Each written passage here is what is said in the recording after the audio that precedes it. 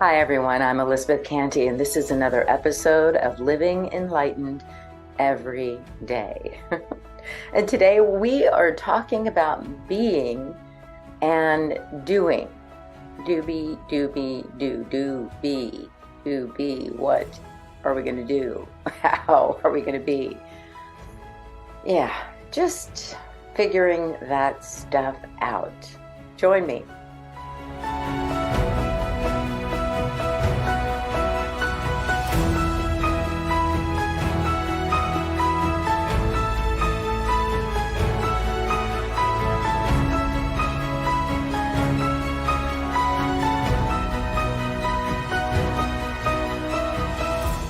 So today we're asking the question, when is it a good time to do the doing, all the doing that we feel like we need to do in the world? And when is it a good time to be, just be? It is a balancing act, isn't it?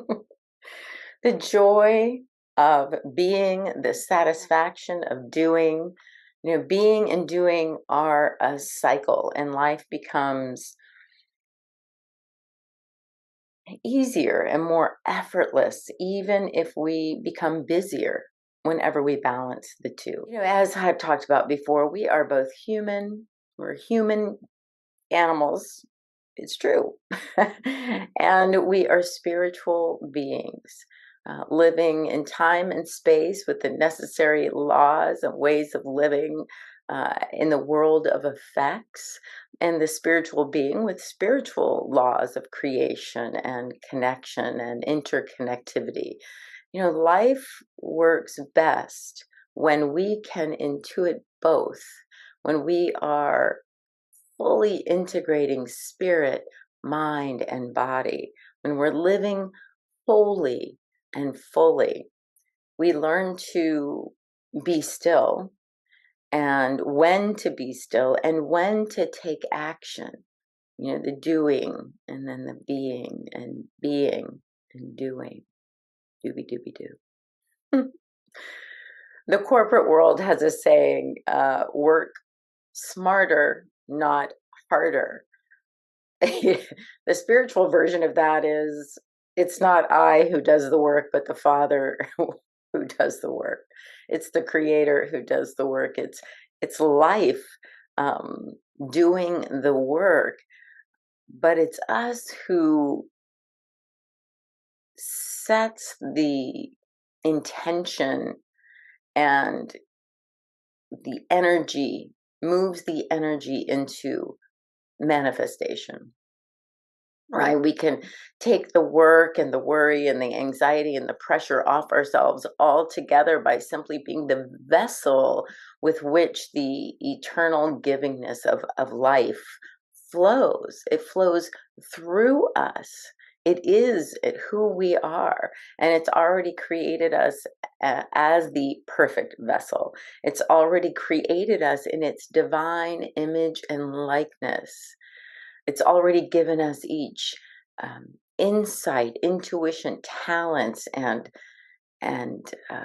untold treasures. We have been its beloved before time began, when it whispered our name. We now understand a little bit about the creative process, and we know that to begin in the beginning. It's an inside job. When we understand the creative process, we understand that we begin in the beginning. We begin in consciousness first. We turn within first. We turn within, we be still, we know that I am God. And when we know that, we're inspired, guided into action or activity. I do believe that there are doers and beers. Most of us on one level or another fall into one of those two categories, beers and doers. You could probably imagine, I'm not a doer. Anyone who knows me can tell you that I was certainly not an overdoer. I'm an internist, a yin personality. I love to sit in silence, meditate, pray, go for walks, runs on the beach, daydream. Yes, guilty, guilty. Grand plans, all created in my mind. Meanwhile, I'd forget to, take out the trash. I'm a few days late paying the credit card bill, but I have the money.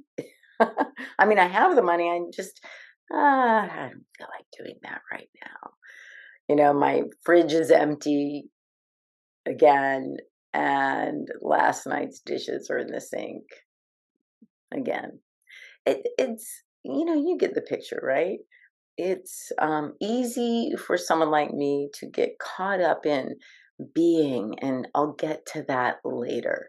And don't get me wrong, my meditations and mindfulness practices and being still, quiet, walks in nature, all of those things keep me one of the happiest people I know. And yet I still felt like the all that there is, God or spirit, wasn't fully expressing in my life. I knew that I had a lot, more than most, and yet never quite the overflow. Let's just put it that way. I accomplished some goals. I did some amazing, fun things. I felt like many times I was in the flow of life and I was happy and content, but maybe didn't have always have that real sense of fulfillment or satisfaction, that natural state of abundance that I felt in my meditations, wasn't really manifesting in my daily material life. Why? Because not only was I not sweating the small stuff, I wasn't doing the small stuff, right? I wasn't doing, the all that there is, spirit, life, couldn't show up for me because spirit can only do for us what it can do through us. And I wasn't really showing up to do the things that really needed to be done in my life, just simple things, nothing crazy, just the simple things. I was the dreamer of great dreams, a conceiver of great concepts. I loved being in my fantasy world. I won't call it fantasy world, just being still, being quiet.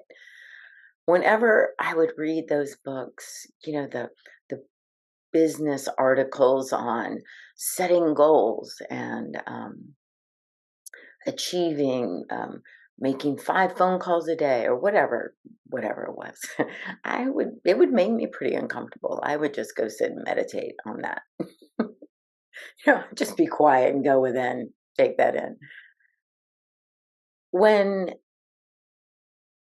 being leads to not going to the grocery store and then eating unhealthy fast food, or not paying my bills on time that I had the money for, or any of those things, it's just irresponsible, really. The universe says, she can't even take care of what she has. She obviously can't handle anymore. And when it leads to not fulfilling my life's purpose, opportunities, I felt like opportunities were passing me by because I was sending out the signal that I'm not ready, willing, or able to pursue those opportunities. Can any of you relate to that? There's this phrase in acting, it says acting is doing. It means that you can study acting, you can read plays and scripts, you can read books about acting, but if you aren't standing up, speaking the written word with another player, if you weren't walking and talking, then you're not acting. You can't be, right? You're thinking about acting or imagining it. And yet, once you're truly inspired, if your purpose would be acting, you would find a script that expresses who you are and align yourself with what you need, players, a director, a stage, movie camera, the elements that you need to act, to accomplish. And it's the same with everything in life. When our inner self is aligned with all that there is and our divine purpose is revealed in the beingness, in the stillness, the outer purpose is revealed, and then we are guided and directed to move into action to see that fulfilled. Reverend Michael would say, vision without action is fantasy, and action without vision is chaos. So let's talk about that. On the other hand, we all know people who are rushing, rushing, rushing. They're always doing, always moving and planning, and yet it seems like sometimes those people are a day late and a dollar short, and living in what seems to someone like me would be a somewhat chaotic energy. Falling behind would only encourage this kind of person to schedule more appointments that they couldn't keep, to add more activities, more seminars, more 7 a.m. meetings or 7 p.m. meetings. And when asked, it kind of becomes clear that they're just moving to put out this fire and that fire, to go from one activity to another, and not really sure how it's all going to come together. They just keep moving, like a shark who can't sleep, can't stop swimming. But there is a divine cycle in energy, in creativity, in the art of creativity.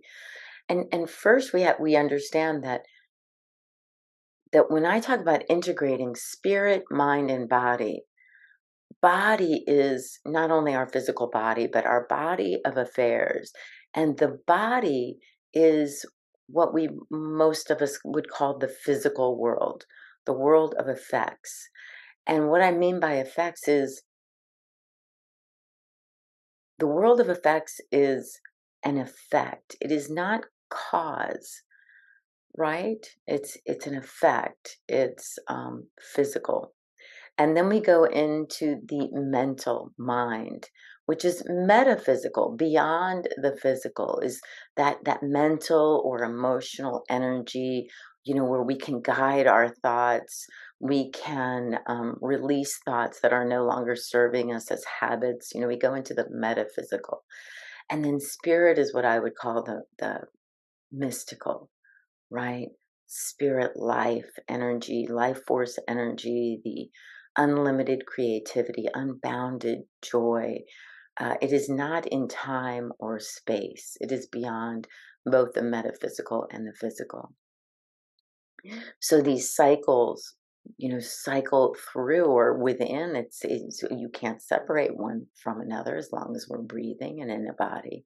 But there are cycles in nature, and sometimes there's a divine cycle of energy to maintain this beautiful equilibrium as the human being as the cause and the effect. And the first is what I would call as being still. It's from the mystical, from the beyond the physical, beyond the mental, the metaphysical, the emotional.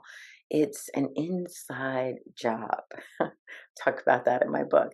We become still and we remember the truth of our being.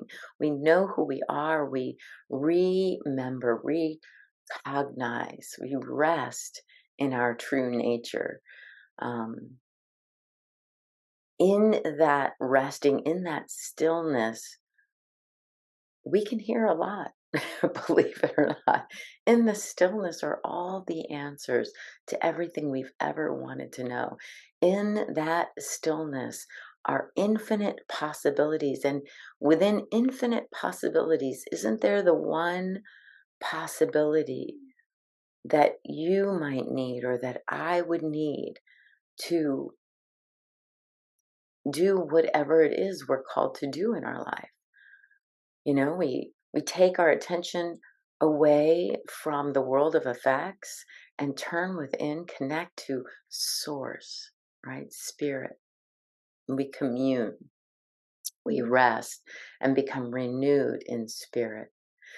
And when we do that, not necessarily as we're doing that, as a matter of fact, for someone like me, it's always later, sometimes much later, um, hours or days, sometimes even weeks, but when I'm continually engaged in this cycle of being still and knowing the truth of my being, I become inspired in spirit, right? Inspired means in spirit. And as we commune with spirit, we become enthused in theos, where there's an energy that builds within us, I believe. And it is being energized with the creativity of love and peace and joy that we are. And there's a movement to it. There's a divine stirring. Uh, there's we feel that unlimited creativity kind of just moving as an energy inside. We become open to all possibilities and we let go of anything, any sense of doubt or lack or limitation, those feelings that have come before, maybe that have stopped us before. They tend to melt away in this energy and we can see new possibilities. We're open and receptive. We're enthusiastic. It's that feeling when you wake up in the morning and you're excited to do what needs to be done. So that leads us to the third step, taking action. So as we bring our awareness to the present moment and into any situation, we're guided and directed by source to our highest good and the highest good of everyone and everything around us. Have you ever felt those times where someone calls you that maybe out of the blue, but someone and they're talking and something happens and they mention exactly what you've been thinking about, or that they need help with something that you were just willing to uh, get involved with, or all those synchronistic events. I've had that happen, but it's only really happened for me easily and effortlessly when I have been still and sensed that vision for myself, the vision that not my vision, but thy will be done. And thy and my will are unified. I am the expression, the divine emanation of spirit itself. So it's not something outside of me that wants to create. It's me, but it's my highest self. And synchronistic activities start happening. People and articles that pop up on my news feed. It's like, what? I was just thinking about that. Or my mom or someone will mention someone they know who needs help with something or that can solve a problem that I need help with. I just find that flow. We are divinely inspired to be present and be guided into situations directed to our highest good, and we participate in divine right action. So it just feels like everything we need to fulfill those outward goals and desires are being drawn to us. As we take a step, it moves towards us, and we can feel that energy. We're creating, we're building, or tearing down something that needs to be destructured in our lives, but we're inspired and we're in divine right action. And I know we've all felt that. We feel like we're in the flow of something greater than ourselves, because we are. We are in the flow of something greater than ourselves. So it's that being, it comes, it's spirit down, spirit down. I used to work from body up, putting out the fires, running from one thing to another, especially when I learned some metaphysical principles, how to manifest, how to make things happen, how to manipulate. It's like, oh, I'll just work on my health. I'll just work on my health. And as my health seems to be energized and enthused, my career is falling apart, and I run over there, start putting some energy in there. And then my relationship needs a lot of work, and I run over there to fix or resolve that. But again, it goes back to the ultimate, for me, the ultimate law of attraction, which is one of my podcasts. And it's seek first that kingdom of heaven. Be still and know. Be still. Be still in all things. The relationship, the career, um, the health, everything we need is added to that, as we're divinely inspired to take the right actions, not running around like crazy people, right? We're inspired, we're moved, and the energy might seem frenetic to other people, but it is that guided and directed energy where we just can't wait to get up in the morning and get done what we are inspired to do. So for me, when I took care of the small things in my life, when I started making making the lists of the things that I needed to finish, fixing the broken countertop and taking out the garbage, cleaning out the fireplace, eating or keeping healthy food on hand, making appointments, keeping meetings, honoring my word, just being clear with my intentions. As I took care of the details that I couldn't take care of, the universe started taking care of all those things I couldn't possibly take care of, those synchronicities, bringing people into my life, which, if I told you, and I know you've experienced this, it's you can't even believe how synchronistic things would happen. I wanted to rent my house because and buy a new house, but I couldn't sell that house. It was upside down at the time. And I'm out to dinner with a friend who stops by the table, and her friend just happens to mention that she needs a four-bedroom house in my neighborhood that I want to rent. And it has to be that neighborhood. It has to be 4 bedrooms. And she rented my house for 3 years. From meeting me at a table, I never listed my house for rent. It's those events that start happening when we are in this cycle, this creative cycle of being and inspiration, and then taking action on the things that we know we can take action. Life won't give us more than we can handle. So when we handle the small stuff, the big stuff starts rolling in, but it's easy, it's guided, it's inspired. Mike Dooley said, while one's capacity to dream great dreams is truly infinite, the capacity to do great things is mightily dependent upon one's ability to do little baby, trite, mortal, dull, and sometimes silly things. I appreciate that, my Dooley. I really do, because I had to do that. I started those really small, simple, boring, trite, dull things like taking out the garbage and balancing my checkbook. But when I did, all the being paid off, because then I didn't have the blocks. When I was inspired, I didn't have the blocks, the thoughts that I'm not good enough, or I don't know who to contact, or I'm not sure what to do next. I could allow spirit to bring that, to move that towards me as I took that first step and then the second step.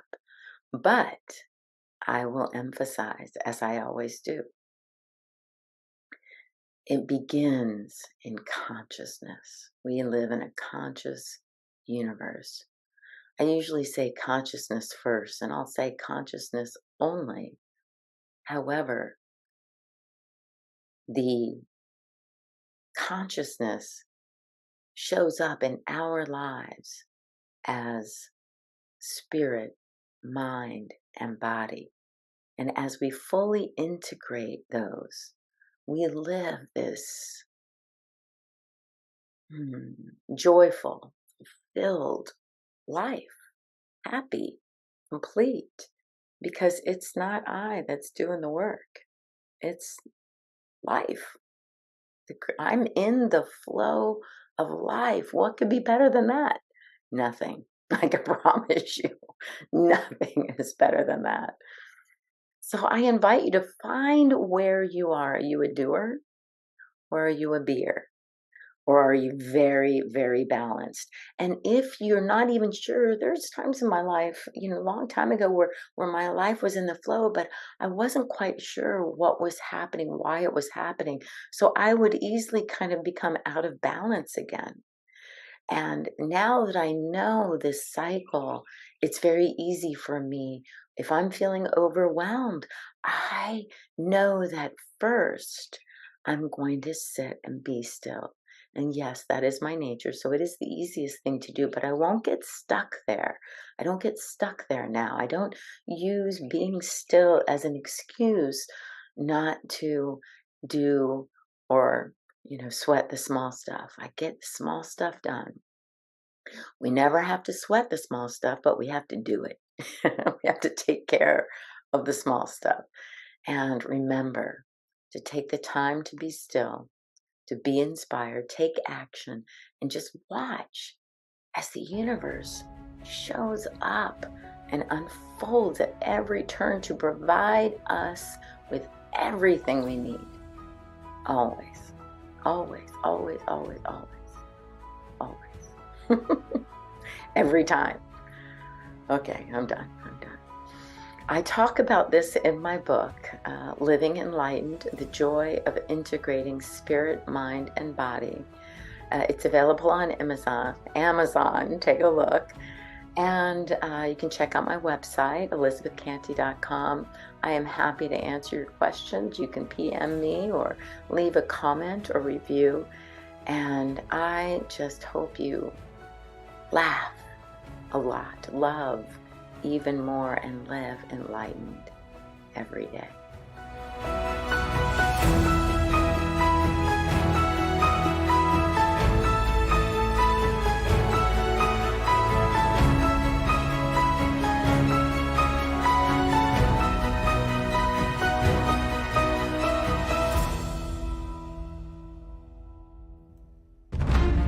Thanks for watching.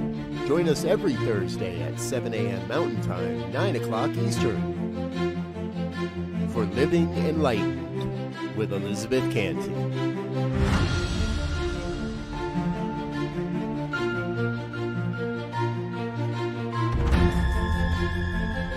Presented by New Thought Media Network. Join us, ntmedia.org.